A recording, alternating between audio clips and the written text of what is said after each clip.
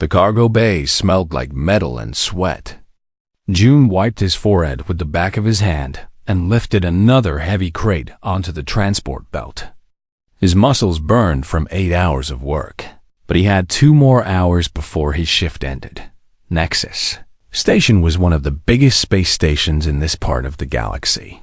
Ships from hundreds of different worlds came here to trade goods, exchange information, and refuel before continuing their journeys.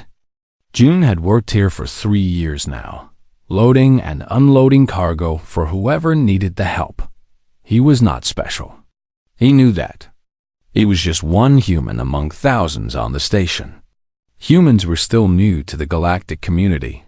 They had only made contact with alien species about 50 years ago. Most aliens saw humans as small, weak, and unremarkable. They lived short lives compared to most species. They had no natural weapons like claws or venom. They could not survive in extreme temperatures or breathe underwater. But humans were cheap labor. They worked hard and complained little. That was why stations like Nexus hired them for jobs that nobody else wanted to do. June placed another crate on the belt and watched it roll away into the storage area. His back ached. His hands were rough and calloused. He dreamed of something better, but dreams did not pay for food and shelter. The cargo bay opened onto a wide corridor that connected to the main plaza of the station. Through the large doorway, June could see crowds of aliens walking past. Tall ones with 4 arms. Short ones covered in blue fur. Creatures that floated instead of walked.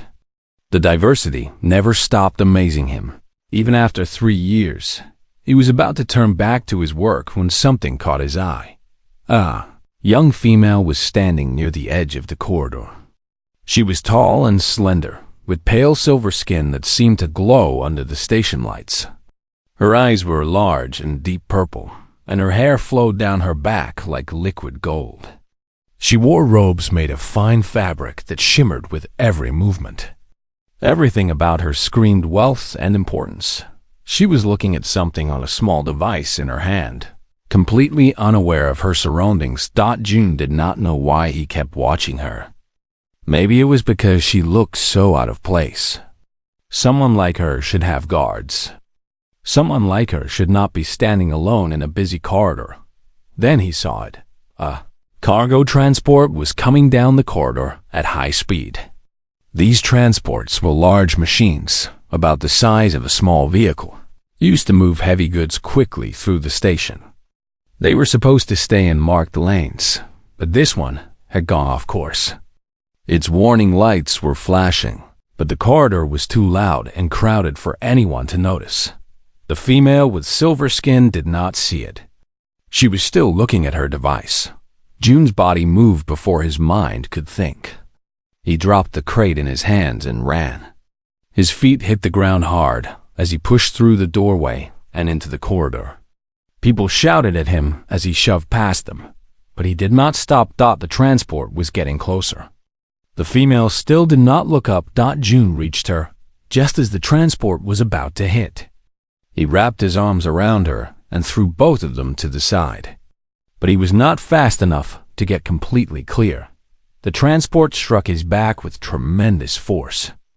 June felt something crack inside him. Pain exploded through his body like fire. He held onto the female as they tumbled across the floor, using his own body to shield her from the impact. They hit the ground hard. June's vision went white with pain. He could not breathe. He could not move. He could only lie there, his arms still wrapped around the stranger he had just saved. The sounds around him became distant and muffled. He heard screaming. He heard the transport crashing into a wall somewhere behind them. He heard footsteps running toward them. The female moved beneath him. She pushed herself up and looked down at his face. Her purple eyes were wide with shock and confusion. Her mouth was moving, but June could not hear what she was saying. Blood was pooling beneath him. He could feel it warm and wet against his skin. His chest hurt so badly that each breath felt like being stabbed. The female was shouting now. She looked around frantically, calling for help. Her hands pressed against his chest, trying to stop the bleeding, but there was too much damage. June tried to speak. He wanted to tell her that it was okay. He wanted to tell her that he was just a cargo loader and his life did not matter much anyway. But no words came out. Only blood dot guards arrived. June could see their blurry shapes surrounding them. They wore armor that gleamed like polished silver, and they carried weapons that hummed with energy. These were not station security. These were something else entirely. One of the guards knelt beside the female and spoke urgently. The female shook her head and pointed at June. She was crying now, tears streaming down her silver cheeks. She kept pointing at him and shouting. More figures arrived. These ones wore white robes and carried medical equipment. They pushed the female aside and surrounded June. He felt hands all over his body, pressing and probing. He heard urgent voices speaking in a language he did not understand. Something cold touched his arm. Then something warm spread through his veins. The pain began to fade, replaced by a strange floating sensation. June looked up at the lights above him. They were so bright, so beautiful. He had never noticed how beautiful the station lights were. The female's face appeared above him again. She was still crying. Her hand touched his cheek, soft and warm despite her silver skin. She spoke to him in accented common, the shared language of the galaxy. Her voice was shaking. "Stay awake," she said. "Please stay awake. You saved me. You cannot die, please."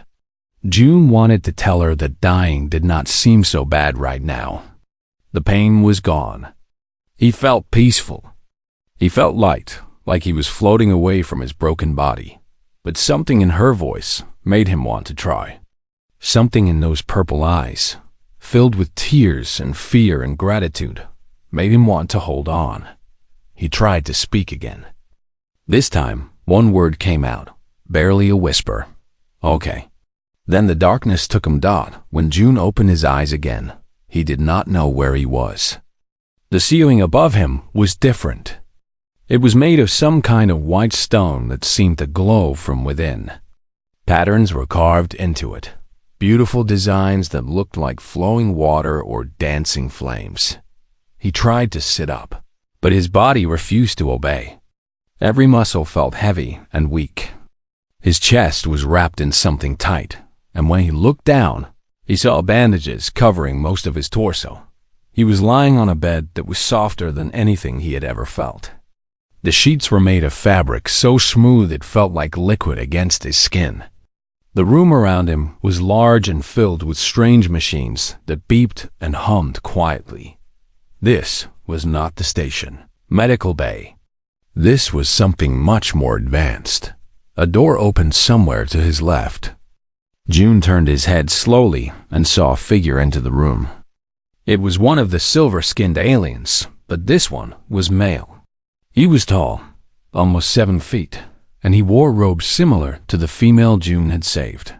His face was stern and hard, but his eyes showed something that might have been curiosity. Behind him came 2 more figures in white robes. Doctors, June guessed. They moved to the machines beside his bed and began checking readings. The tall male walked closer and looked down at June. He did not speak for a long moment. He just stared, as if trying to understand something confusing. Finally, he spoke. His voice was deep and powerful. "You are the human who saved my daughter." It was not a question. June nodded slowly, not trusting his voice. The male's expression did not change. "The doctors say you should be dead. Your spine was fractured in 3 places. Your ribs punctured your lung. You lost more blood than your body should be able to survive losing." June did not know what to say to that. He had not known how bad his injuries were. "They say it is a miracle you lived long enough for treatment," the male continued. "They say humans are fragile creatures. They do not understand how you survived. He leaned closer, and June saw something strange in his eyes. It was not gratitude. It was not anger. It was something deeper. Something that looked almost like awe. "I am Emperor Torek of the Kareth Empire," the male said. "The female you saved is Princess Villani, my only daughter and heir to my throne. You threw yourself in front of death to protect her, a stranger you had never met." June's mind was struggling to process this information. Emperor, Princess, Kareth Empire. He knew the name. Everyone knew the name. The Kareth were one of the most powerful species in the galaxy. Their empire spanned hundreds of worlds. Their military was feared by everyone. And he had saved their princess. "I must know," Emperor Torek said slowly. "Why did you do it? Why did you risk your life for someone you did not know?" June thought about the question. His throat was dry, and his voice came out rough and weak when he finally spoke. "I saw her in danger. I could not just watch." The Emperor stared at him for a long moment. Then he straightened and looked at one of the doctors. "Keep him alive," he commanded. "Whatever it takes. Whatever it costs. This human belongs to the crown now." June did not understand what those words meant. But as the darkness began to pull him under again, he had a feeling that his life as a simple cargo loader was over. Nothing would ever be the same. Days passed in a blur of sleep and medicine. June drifted in and out of consciousness, never fully awake and never fully asleep. Each time he opened his eyes, the same white ceiling greeted him. The same soft bed held him. The same quiet machines beeped beside him. Doctors came and went. They were always Kareth, tall and silver-skinned, with gentle hands and serious faces. They spoke to each other in their own language, words that sounded like music. Sometimes they spoke to him in common, asking simple questions. "Does this hurt? Can you feel this? Can you move your fingers?" June answered as best he could. Yes, no, a little. His body was healing, but slowly. The doctors told him that they had rebuilt parts of his spine using advanced technology. They had repaired his lung and replaced the blood he had lost. They had done things that human medicine could not do. Without their help, he would have died on that corridor floor. He did not know how to feel about that. Part of him was grateful. Part of him wondered why they had bothered saving a simple cargo loader. On the 5th day, he was finally strong enough to sit up on his own. The movement still hurt, but it was a dull ache rather than sharp pain. He looked around the room properly for the first time and realized how grand it truly was. The walls were covered in tapestries, showing scenes of battles and celebrations. The floor was made of polished stone that reflected the soft light from above. Golden decorations hung from the ceiling, and fresh flowers sat in vases on tables nearby. This was not a hospital room. This was a palace room. A door opened, and June expected to see another doctor. Instead, he saw her. Princess Villani stood in the doorway, her purple eyes wide as she looked at him. She was even more beautiful than he remembered. Her silver skin glowed in the soft light, and her golden hair was arranged in an elaborate style that framed her face. She wore a dress of deep blue that flowed around her like water. For a moment, neither of them moved. Neither of them spoke. Then Villani rushed forward, crossing the room in quick steps. She stopped at the edge of his bed, her hands clasped in front of her, her eyes searching his face. "You are awake," she said. Her voice was soft and musical. "Truly awake." June nodded slowly. "I think so. The doctors said you might not wake up at all. They said your injuries were too severe. They said humans could not survive such damage." Her voice trembled slightly. "But you did. You survived." "I am stubborn," June said with a weak smile. Villani did not smile back. Her expression was serious, almost pained. She lowered herself into a chair beside his bed and continued to stare at him as if he were something she could not understand. "Why did you do it?" she asked.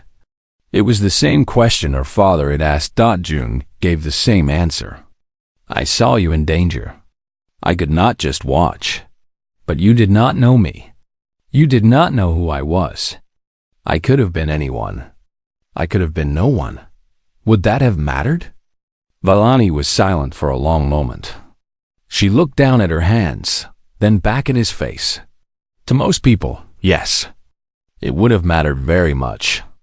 June shrugged, then winced at the pain the movement caused.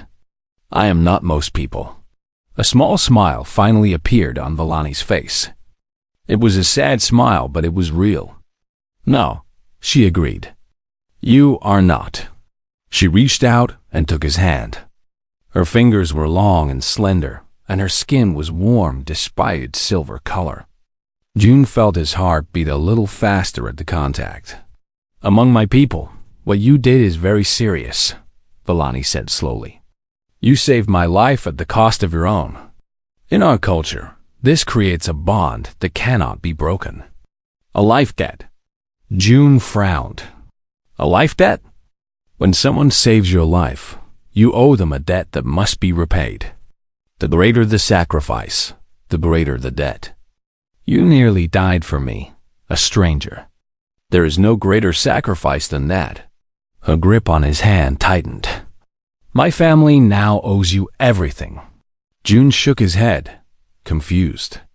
"I do not want anything. I just did what anyone would do." Vellani laughed softly, but there was no humor in it. "That is where you are wrong. No one would do what you did. Not for a stranger. Not without hope of reward. I have lived my whole life surrounded by people who would let me die if it served their interests. Guards who protect me only because they are paid. Nobles who smile at me only because I am heir to the throne." She looked into his eyes, and June saw tears forming in hers. "You are the first person who has ever risked anything for me simply because it was the right thing to do. Do you understand how rare that is? How precious?" June did not know what to say. He had never thought of himself as special. He had never thought of his actions as anything more than instinct. He saw someone in danger, and he acted. That was all. But looking at Vellani's face, seeing the emotion in her eyes, he began to understand that maybe it was more than that. Maybe, in a galaxy full of selfish beings, simple kindness was the rarest thing of all. Over the next few days, Vellani visited him often. She came in the morning to share breakfast with him. She came in the afternoon to tell him stories about her people and their history. She came in the evening to simply sit with him and talk. June learned many things during these visits. He learned that the Karth Empire was thousands of years old. They had conquered and united hundreds of worlds under a single rule. Their technology was advanced, their military was powerful, and their culture was built on strict codes of honor and duty. He learned that Vellani was the Emperor's only child. Her mother had died giving birth to her, and Emperor Torak had never remarried. She was heir to one of the greatest empires in the galaxy, but she was also lonely. The weight of expectation pressed down on her constantly. He learned that she had been on Nexus Station that day because she wanted to see what life was like for ordinary people. She had sneaked away from her guards, using a device to disguise her identity. She had wanted, just for a few hours, to be nobody special. "And then I almost died because I was not paying attention," she said with a bitter laugh. "My father was furious. He said I was foolish and reckless. He said I could have caused a war." "A war?" June asked. "If I had died, my father would have destroyed that entire station. He would have burned everything and everyone on it to ash." She looked at him seriously. "You saved more than just my life that day. You saved thousands of lives." June had not thought of it that way. The idea made him uncomfortable. "I did not do it for that reason," he said quietly. "I know." Vellani smiled gently. "That is what makes you different." On the 10th day, The doctors declared June well enough to leave the medical room. But when he asked about returning to his quarters on Nexus Station, he was told that was not possible. "You are not on Nexus Station," one of the doctors explained. "You were brought to Korathia, our home world. You are in the Imperial Palace." June stared at the doctor in shock. "I am where?" "The Imperial Palace. The Emperor ordered you brought here for treatment. Our medical facilities are the best in the Empire." June's mind raced. He was on an alien world. He was in a palace. He was light years away from everything he knew. "I need to go back," he said. "I have a job. I have responsibilities." The doctor shook his head. "I am sorry. That is not my decision to make. You will need to speak with the Emperor." Later that day, guards came to escort June through the palace. He had been given new clothes to wear, simple but fine garments that felt strange against his skin. His body was still weak, and he had to walk slowly, but the guards were patient. The palace was enormous. Corridors stretched in every direction, decorated with paintings and sculptures and golden ornaments. Windows looked out over gardens filled with flowers and fountains. Servants moved quietly through the halls, bowing as June passed. He felt like he was in a dream. This could not be real. Things like this did not happen to people like him. Finally, the guards brought him to a large chamber. It was a throne room, June realized. Two massive chairs sat at the far end, elevated on a platform. Emperor Torak sat in one of them, his stern face watching June approach. Valani sat in the smaller chair beside him. She gave June a small smile of encouragement. Other figures filled the room as well. Nobles in fine clothes, advisors with serious expressions, guards with weapons at their sides. They all stared at June as he walked toward the throne. He could feel their judgment. He could feel their confusion. What was a human doing here? What was a cargo loader doing in the throne room of the Korath Empire? June stopped at the base of the platform and stood there awkwardly. He did not know what to do. Should he bow? Should he kneel? He had no idea what the proper etiquette was. Emperor Torak spoke before he could decide. "June of Earth, you stand before the throne of the Korath Empire. Do you know why you are here?" June swallowed hard. "Because I saved your daughter's life." "Yes, and by saving her life, you have placed my family in your debt." The Emperor's voice echoed through the chamber. "Among our people, such debts are sacred. They cannot be ignored. They cannot be forgotten. They must be repaid." He stood from his throne and descended the steps until he was standing directly in front of June. Despite his age, the Emperor was tall and powerful. His presence was overwhelming. "I offer you a choice," the Emperor said. "I can give you wealth beyond your imagination. Gold, jewels, ships, land. I can make you the richest human in the galaxy. You can return to your kind and live like a king among them." He paused, his eyes searching June's face. "Or you can stay here. You can remain in my palace and let me repay my debt in a different way." I do not yet know what that way will. The days that followed June's decision were strange and confusing. He was given a room in the palace, a space larger than any home he had ever known. The bed could have fit 10 people. The windows looked out over mountains that touched the clouds. A personal servant was assigned to him, a young Korath male named Tello, who seemed both nervous and excited to serve a human. June did not know what to do with himself. He had worked every day since he was old enough to lift a crate. Now, suddenly, he had nothing to do. No cargo to move. No schedules to follow. No one telling him where to be or what to lift. He spent the first few days simply walking through the palace, trying to understand this new world. The Korath homeworld was beautiful in a way he had never imagined. The sky was purple instead of blue. 2 moons hung in the sky during the day, pale and ghostly. The air smelled sweet, like flowers he could not name. The palace itself was ancient. Tello told him it had stood for over 3,000 years. Generations of emperors had ruled from these halls. Wars had been planned here. Peace treaties had been signed here. History filled every corner. But despite the beauty, June felt out of place. The nobles who lived in the palace looked at him with suspicion and contempt. They whispered to each other when he passed. They turned away when he tried to greet them. To them, he was an outsider, an intruder, a human who did not belong. Villani was the only one who treated him like a person. She found him on his 4th day in the palace, sitting alone in one of the many gardens. He was watching a fountain spray water into the air, trying not to think about how lonely he felt. "There you are," she said, sitting down beside him on the stone bench. "Tello said he could not find you. He was worried." "I did not mean to worry anyone. I just needed some quiet."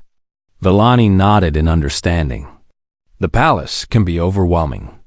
There are always people watching, always people listening. Sometimes I escaped to the gardens too. They sat in comfortable silence for a while, watching the fountain together. "The nobles do not like me," June finally said. "The nobles do not like anyone who challenges their view of the world." Villani's voice was matter-of-fact. "You are human. In their minds, humans are primitive creatures barely worthy of notice. The fact that you saved my life and now live in the palace upsets their understanding of how things should be. Maybe I should not have stayed." Villani turned to look at him, her purple eyes serious. "Do you regret your choice?" June thought about it carefully before answering. "No, I do not regret it. I just do not understand why I am here. Your father said he would repay his debt, but I do not know what that means. I do not know what he expects from me. My father is a complicated man," Villani said slowly. "He rules an empire of billions of people. He has fought wars that lasted centuries. He has made decisions that shaped the history of the galaxy. But underneath all of that, he's still just a father who almost lost his daughter." She reached out and took June's hand, just as she had done in the medical room. "When he looks at you, he does not see a human cargo loader. He sees the person who gave me back to him. That is worth more than gold or ships or land. That is worth more than anything." June looked down at their joined hands, her silver skin against his brown skin. So different, yet somehow it felt right. "What does the life debt actually mean?" he asked. "You said it cannot be broken, but how is it repaid?" Villani was quiet for a moment, choosing her words carefully. In ancient times, a life debt meant complete servitude. If someone saved your life, you became their property. You served them until you died. But over the centuries, our understanding has evolved. Now, a life debt is more about honor than ownership. It means the saved person must do everything in their power to ensure the happiness and prosperity of the one who saved them. "So your family must serve me?" "In a sense, yes. But it is more complicated than that." Villani smiled slightly. "My father offered you wealth as a way to fulfill the debt quickly. If you had taken the gold and left, the debt would be considered settled. You would be rich, and we would owe you nothing more. But I did not take the gold. No, you chose to stay. And by staying, you rejected the simple solution. The debt remains open, unsettled. My father must now find another way to repay it." June frowned. "That was not my intention. I stayed because—" He stopped, unsure how to finish the sentence. "Because—" Villani prompted. "Because I had nothing to go back to. Because for the first time in my life, someone made me feel like I mattered. Because when I am with you, I do not feel like just a cargo loader." The words came out before he could stop them. Heat rose to his cheeks. He had said too much. but Vellani did not pull away. Instead, she squeezed his hand tighter. "You are not just a cargo loader," she said softly. "You are the man who risked everything for a stranger. You are the man who chose kindness over safety. In a galaxy full of selfish, scheming, power-hungry beings. That makes you extraordinary." They sat together as the sun began to set, painting the purple sky in shades of orange and gold dot the next morning. June was summoned to the Emperor's private chambers. It was a smaller room than the throne hall, but still impressive. Maps covered the walls, showing the vast reaches of the Korath Empire. A large table sat in the center, covered with documents and reports. Emperor Tarak stood by a window, looking out at the mountains. He did not turn when June entered.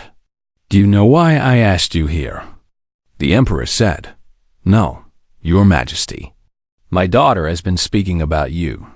She tells me that you feel lost, that you do not know your purpose here." Now the Emperor turned, his golden eyes studying June carefully. "Is this true?" June nodded. There was no point in lying. "You humans are interesting creatures," the Emperor said slowly. "I have studied your species since you first appeared in our part of the galaxy. You are small and fragile. Your lives are short. You have no natural advantages that should have allowed you to survive, let alone thrive." He walked closer to June, his tall figure casting a shadow. "And yet, you have spread across dozens of worlds. You have built cities and ships and societies.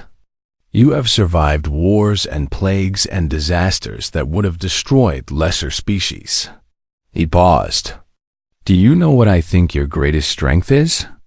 "No, Your Majesty, your hearts." The Emperor placed a hand on his own chest. "You feel things more deeply than most species. Love, loyalty, compassion. These emotions drive you in ways that other beings cannot understand. A Korath warrior fights for honor and duty. A human fights for the people they love. That is a different kind of strength. Perhaps a greater kind." June did not know what to say. "I have been thinking about how to repay my debt to you," the Emperor continued. "You rejected wealth. You have no interest in power or titles. So what do I give a man who wants nothing?" He walked back to his window and looked out at the mountains again. "My daughter is precious to me. She's all I have left of her mother. When I thought she might die on that station, something inside me broke. I would have burned the galaxy to find justice for her." He turned back to June. "But you saved her. You, a human with no weapons, no armor, no power of any kind. You threw yourself into death's path simply because it was the right thing to do." The Emperor's expression was hard to read. It was not quite gratitude. It was not quite admiration. It was something more complex. "Vellani has requested that you be given a position in the palace. Not as a servant or a guest, but as something more permanent. She believes you deserve a place here." June's heart beat faster. "What kind of position?" "That is what I am trying to decide." The Emperor walked to his table and picked up a document. "There is an ancient tradition in our culture. When someone proves their worth through extraordinary action, they can be adopted into a noble house. They become family."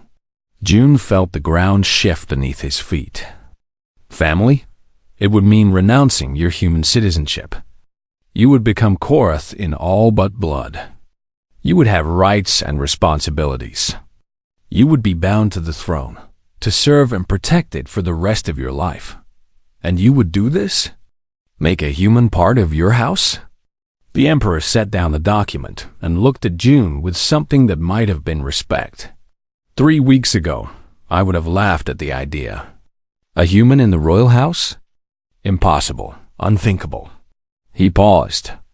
But 3 weeks ago, I did not know that a human could love a stranger enough to die for them. I did not know that courage and kindness were not limited to the powerful and the noble. He extended his hand toward June, a gesture that seemed both formal and sincere. "You have taught me something.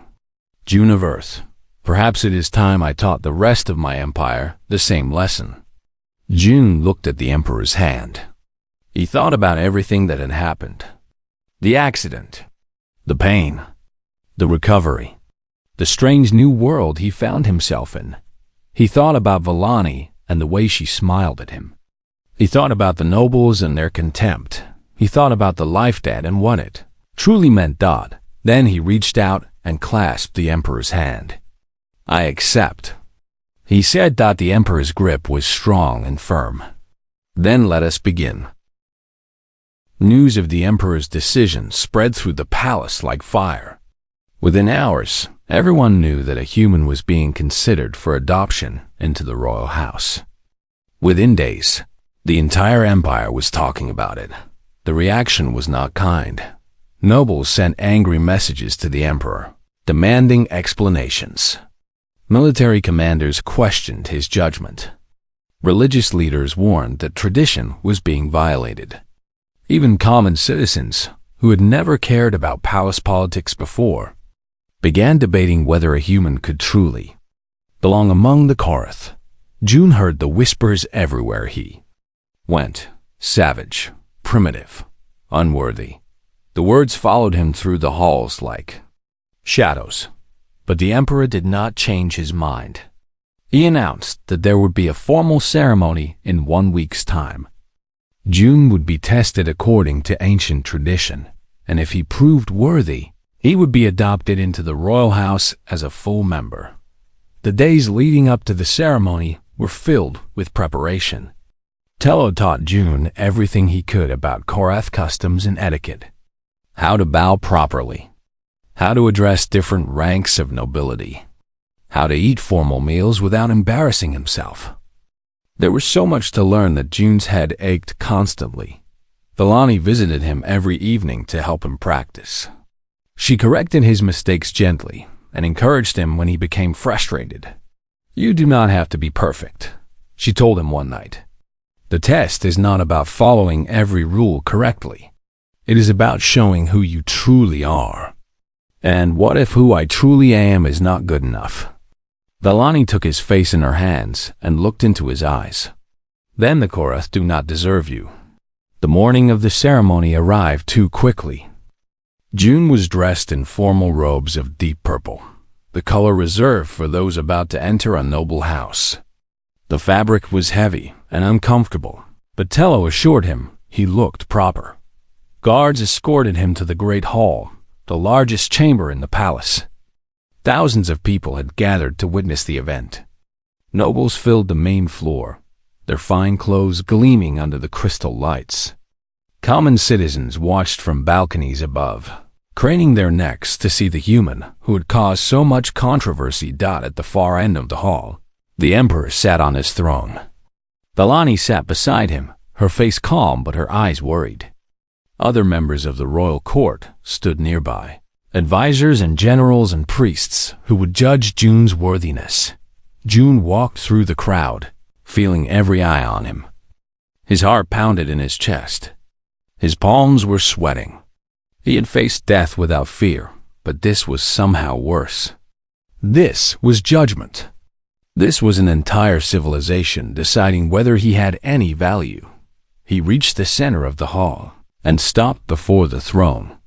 Bowing as Tello had taught him, Emperor Tarak stood and raised his hand for silence. The crowd immediately went quiet. We gathered today to witness a trial of character, the emperor announced, his voice carrying through the massive chamber. This human, Jun of Earth, has been deemed worthy of consideration for adoption into the royal house. By ancient tradition, he must now prove his worth before this assembly. A murmur rippled through the crowd. The emperor continued. Any member of this court may step forward to question the candidate. His answers will determine his fate. For a moment, no one moved. Then a tall Korath noble stepped forward from the crowd. He was old, with silver skin that had faded to gray and eyes that burned with anger. I am Lord Dakin, head of the Council of Traditions, he announced. I have served this empire for 300 years. I have seen emperors rise and fall, And never in all that time have I witnessed such a violation of our sacred customs. He turned to face June directly, his expression full of contempt. Tell me, human, why do you deserve to stand among us? What have you accomplished that makes you worthy of our blood? June took a deep breath before answering. I have accomplished nothing special. I was a cargo loader. I moved boxes from one place to another. I had no titles, no wealth, no power. Lord Dakin smiled coldly. Then why should we accept you? Because I saved a life. June kept his voice steady. Not because I wanted a reward. Not because I knew who she was. I saved her because someone was in danger and I could help. That is all. That is all. Lord Dakin laughed harshly. Any fool can jump in front of a transport. Bravery born of stupidity is not a virtue. Perhaps not, June agreed. But I was not thinking about bravery or stupidity in that moment. I was only thinking that someone needed help. Is that not what we are supposed to do? Help those who need it? The hall went quiet. Lord Dakin's smile faded slightly. Another noble stepped forward. She was younger, with sharp features and cold eyes. I am Lady Ven of the House of Stars. I wish to know your intentions. If you are accepted into the royal house, you will have access to great power. What will you do with it? June considered the question carefully. I do not want power. I never asked for any of this. I was content with my life before, as simple as it was. If I am accepted, I will do whatever duty is given to me. Nothing more, nothing less. You expect us to believe you want nothing? Lady Ven's voice was skeptical. Every being wants something. Power, wealth, influence. Name your true desire, human. June looked at her for a long moment, then looked at Villani sitting on her throne. I want to belong somewhere, he said quietly. I want to matter to someone. I have spent my whole life being invisible, being nothing. When I saved the princess, she looked at me like I was worth something. That is all I want. To be worth something. The hall was completely silent now. Lady Ven opened her mouth to respond, but no words came out. She stepped back into the crowd. A third figure came forward. This one was not a noble, but a priest, wearing white robes marked with golden symbols. I am High Priest Morak, keeper of the sacred traditions. I have a different question for you, human. He walked closer to June, studying him with ancient eyes. Our traditions speak of honor and duty and sacrifice. These are the pillars of Korath society. We fight and die for these principles. But your species is young. You have no such traditions. You live short lives filled with chaos and conflict. How can you understand what you are being asked to become? June thought about the question. It was harder than the others. He did not have a quick answer. You are right, he finally said. Humans are young. We have not existed long enough to build the traditions you have. We fight among ourselves. We make mistakes. We die young. He paused, gathering his thoughts. But maybe that is why we feel things so strongly. We know our time is short, so every moment matters. Every choice matters. Every person matters. He looked directly at the high priest. I do not understand all of your traditions, but I understand sacrifice. I understand protecting those who cannot protect themselves. I understand love. The high priest studied him for a long moment, his expression unreadable. Love, he repeated. A dangerous word. It can make people do foolish things. It can also make them do brave things, June replied. Like running toward danger instead of away from it. The high priest nodded slowly. Indeed. He turned to the emperor. I have no more questions. More nobles came forward. More questions were asked. Some were hostile, some were curious, some were simply trying to find weakness. June answered each one as honestly as he could. He did not try to be clever or impressive. He just told the truth. Hours passed. The crowd grew restless. Finally, there were no more questions. Emperor Torak stood once again. The questioning is complete. Now, by tradition, the candidate must make his final statement. June of Earth, speak. June looked around the massive hall. Thousands of faces stared back at him. Most were still hostile. Most still did not believe he belonged here, but some had changed. Some looked at him with something other than contempt, curiosity perhaps, or respect. I do not know if I am worthy of joining your house, June began. I am not a warrior or a scholar or a leader. I am just a man who saw someone in trouble and decided to help. He took a deep breath. In my world, there is a saying. It is the small acts of kindness that keep the darkness at bay. We do not need great heroes or powerful armies to make the world better. We just need ordinary people willing to do the right thing when the moment comes. He looked at Villani, and she smiled at him with tears in her eyes. I do not ask you to accept me because of what I did. I ask you to accept me because of what I believe. I believe that every life has value. I believe that strength is not just about power, but about protecting those who have none. I believe that kindness is never wasted, even when it seems foolish. He turned back to face the crowd. If these beliefs make me unworthy of your traditions, then I will accept your judgment. But if they are values worth having, then perhaps a simple human can teach an empire something new. The hall was completely silent. Then, slowly, Lord Dakin began to clap. His face was no longer angry. It was thoughtful, respectful. Others joined him. Lady Ven, High Priest Mark. One by one, the nobles began to applaud. The sound grew until it filled the entire hall. Thousands of hands clapping for a human cargo loader, who had nothing but his words in his heart. Emperor Torak looked down at June with something. That might have been pride. The court has made its judgment, he announced. June of Earth, you are deemed worthy. The applause grew even louder. Villani rose from her throne and descended the steps toward June. She did not care about propriety or protocol. She wrapped her arms around him and held him tight. I knew it, she whispered in his ear. I knew you would show them. June held her back, feeling tears, for the adoption ceremony took place 3 days after the trial. It was a smaller event, held in the palace temple under the light of 100 candles. Only the royal family and the highest-ranking nobles were present. June knelt before Emperor Torak, dressed in robes of pure white. The emperor held an ancient blade above his head, its edge gleaming in the candlelight. By the authority vested in me as Emperor of the Korath, I hereby adopt June of Earth into the royal house, Emperor Torak declared. From this day forward, he shall be known as June of House Torak. He shall have all the rights and responsibilities of a member of this house.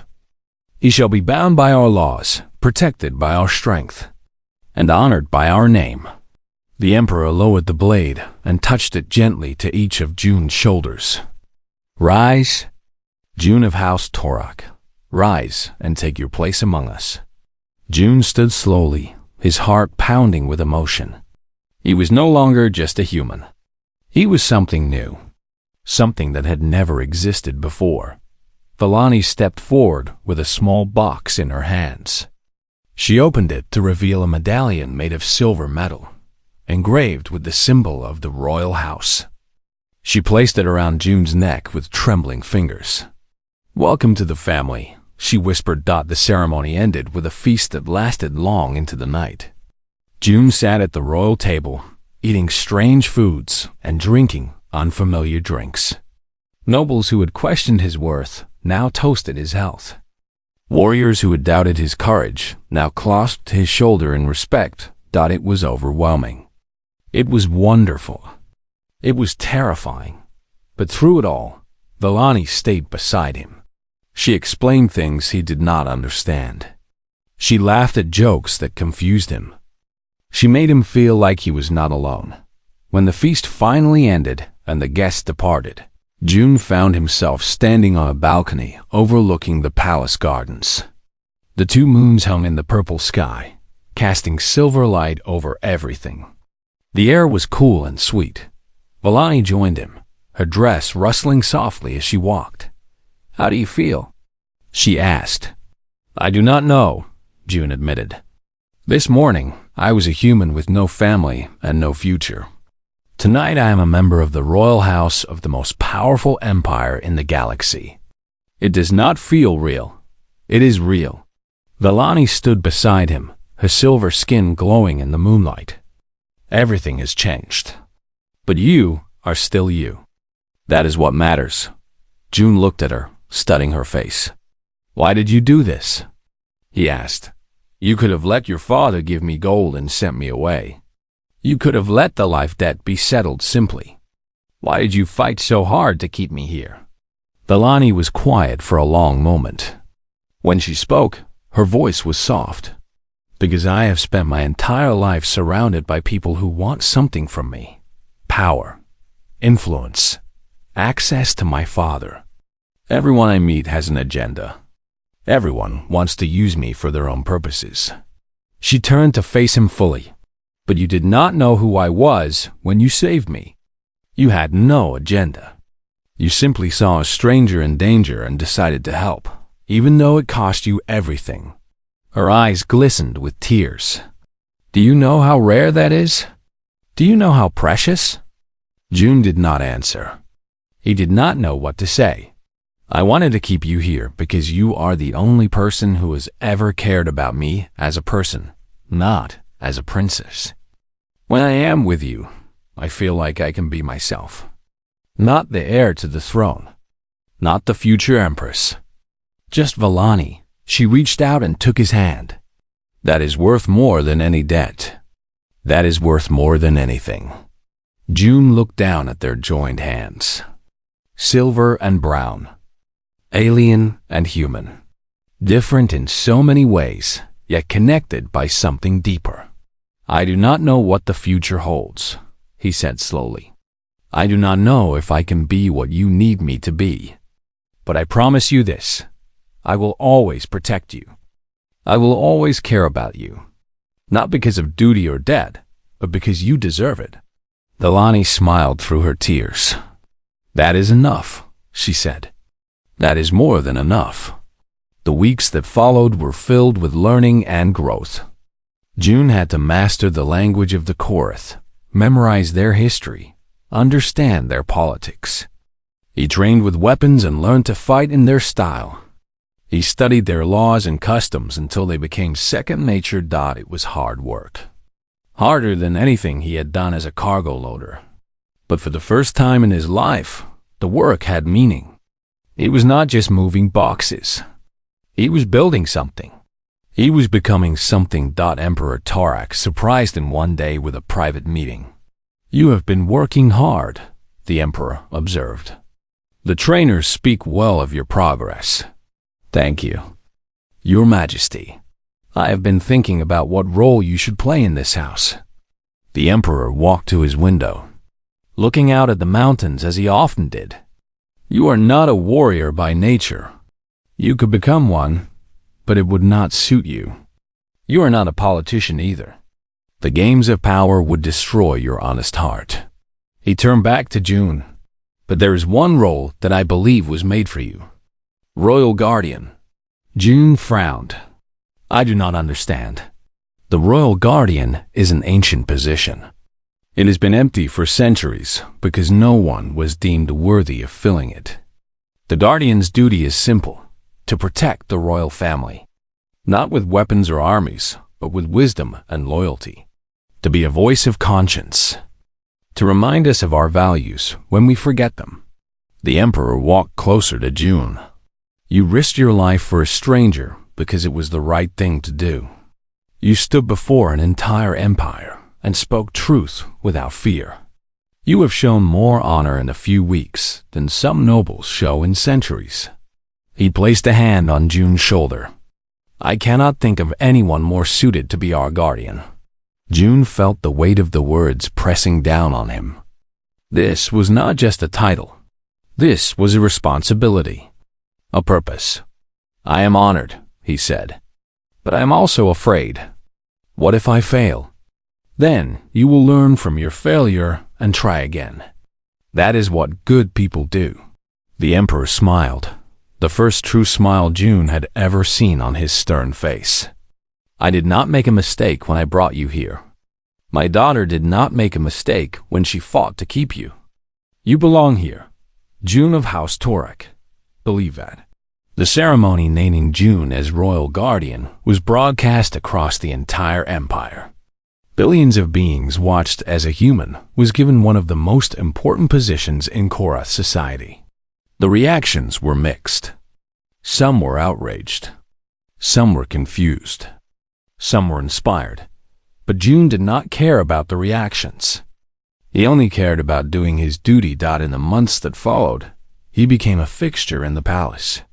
He attended council meetings and offered advice. He walked the halls and listened to the concerns of servants and nobles alike. He became known as someone who would hear any complaint and speak any truth, no matter how uncomfortable. The nobles who had questioned his worth began to respect him. The servants who had feared him began to trust him. Even Lord Dakin, who had been his harshest critic during the trial, came to value his counsel. And Vellani was always there. Their relationship deepened as the months passed. What had begun as gratitude grew into something more. They spent every evening together, walking in the gardens, talking about their hopes and dreams. They laughed together. They argued together. They learned each other's hearts. One night, almost a year after the accident that had changed everything, June stood on the same balcony where they had first spoken as members of the same house. Vellani stood beside him, her hand in his. Do you ever wonder what would have happened if you had not saved me? She asked. June thought about the question. Sometimes. I would probably still be on Nexus Station, loading cargo, living a simple life, never knowing what I was missing. Do you regret it? He turned to look at her. She was so beautiful in the moonlight, so precious, so important to him in ways he could not even express. Never, he said. Not for a single moment. Vellani smiled and leaned her head against his shoulder. My father says he wants to discuss our future soon. I think he wants to talk about us. June's heart beat faster. What do you want? I want to spend my life with you. As partners. As equals. She looked up at him with those purple eyes that had haunted his dreams since the first moment he saw them. Is that what you want? June thought about the cargo bay on Nexus Station. The heavy crates. The aching muscles. The loneliness that had been his constant companion. He thought about how far he had come.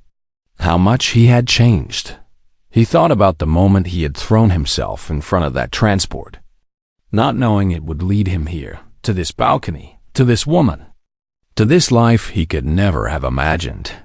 Yes, he said. That is exactly what I want. Vellani rose up on her toes and kissed him gently. It was their first kiss, and it felt like coming home. Far away, in the cargo bays of Nexus Station, other humans worked and sweated and dreamed of something better. They did not know that one of their own had become something extraordinary. They did not know that a simple act of kindness had changed the course of galactic history. But they would learn. Everyone would learn. Because June of House Torak, the human who took an impact for a princess and woke among alien royalty, was just the beginning. The galaxy would never be the same.